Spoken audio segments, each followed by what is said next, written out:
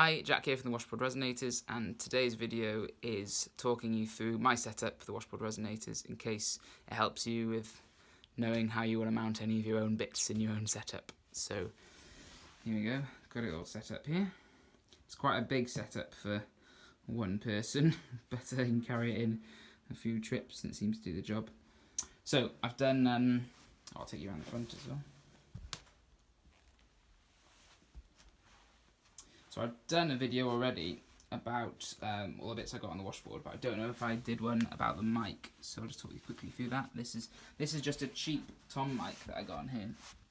A lot of the bits were trial and error on all of the setup, like thought I'll try this and if this works and we'll do it or you modify it, but this one I could do with getting a better quality mic probably, but it does the job, and it's just, I actually use the arm, normally I sawed it off here as well, but how it clamps onto the drum normally, and then I'd literally put a bolt through it and holds it on, and you can take any then you can take it off to fit it in the case. So that's how I do it. It gets enough for the washboard. It doesn't get everything, but it's enough for the thing. You know, it can be quite loud. You just play a bit harder. So, and then it's resting on a guitar stand. It's just a joy if there's nothing else to lean it on.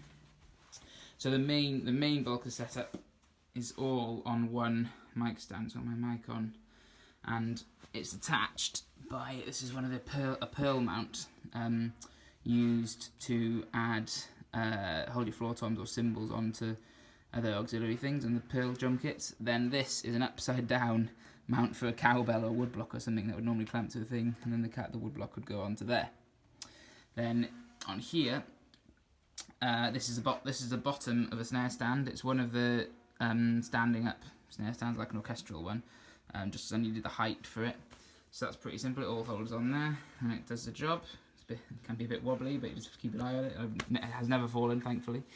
Then the snare drum I'm using, this one is a 59 Pioneer, 14 by 6.5. If I'm doing a posher gig or a nicer one inside, I sometimes take this one out, which is an early 50s WFL, and that's got a calf head on it.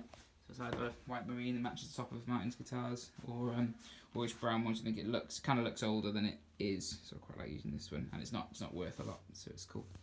Then I've got these great LP mounts, percussion mounts to hold on my cowbell and splash. This is the original 30s splash, and cowbells. It's a bit bigger than I would want, but it has to be this big to fit onto the cymbal stand and stick out, so it does the job for when we're playing like I Shrunk in the Rain, or if we're doing any trad numbers out of a cowbell break. Then, so probably the most useful part, obviously I've got my sticks and my thimbles down here that help when I need to get to them, they're close, and my bones. And then this is for the spoons number. Obviously we normally play spoons on your knee, and sitting down it's so much easier, but I've got to stand, and we've got bass drum as well. So this is like a Ludwig practice pad that you put, or a deadener pad that you put on the drums, and I use this to play the spoons on. It means I can still use the bass drum with my foot. Has this thwacky, it's a modern pedal obviously, but it's just what I had spare, and it's got a leather thwacky beater on it. Then this just deadens the drum and you can play spoons on it, alright. So the most useful part, I say, is to stop the bass drum moving. I angle my mic stand goes straight across there, and this cymbal stand I use goes on the other side. And since I've started doing that, I've never had any bass drum creep.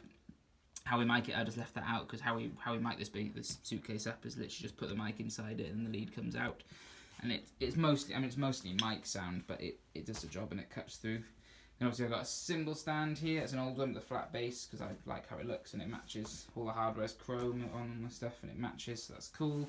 This is a stick holder that we put our casusophones in. I had to spend a while looking at this, because I needed a short one. A lot of them are a lot longer, but there's a metal stick holder, you can find all this.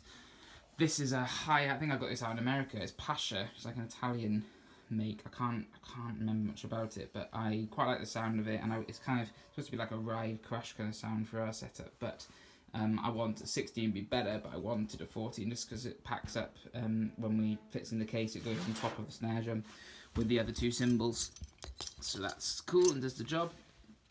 Then we've got the jug down here, which Martin's dad made this rack for it. So it's just a harmonica rack with a couple of bits screwed and welded on to hold it in place, which does the job. It's not the most comfortable, but it does it, so that's great.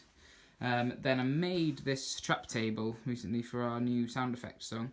I modelled it on the old trap tables on the 20s drums. So I put like the mother of pearl lining around it, and it's just plywood and the green felt. Useful tip if you're getting, I learned this years ago when I made a trap table for playing in pits. I used the bottom. I got an old stool and used the base of the stool.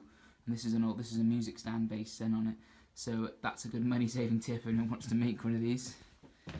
Then I can talk you through what we got on here quickly, I guess. So got these metal two things I use. There's wood for the temple blocks. This I use for a cymbal scrape and a finger cymbal. I've got finger cymbals in there. Bike bell, rocket, another old splash. This is a comedy effect for someone running quickly, cartoon legs. It's a swanny whistle there.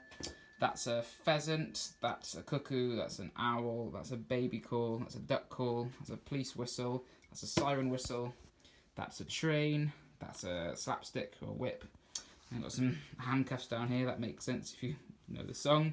Then this is a flexi tone here, a bike horn, and that's it on there. Yeah. So, and then often I have, normally I have my tap board as well, which is made out of the same stuff as this floor alongside as well, and that sits on a spare drum mat that I bring. So I think that's the whole setup.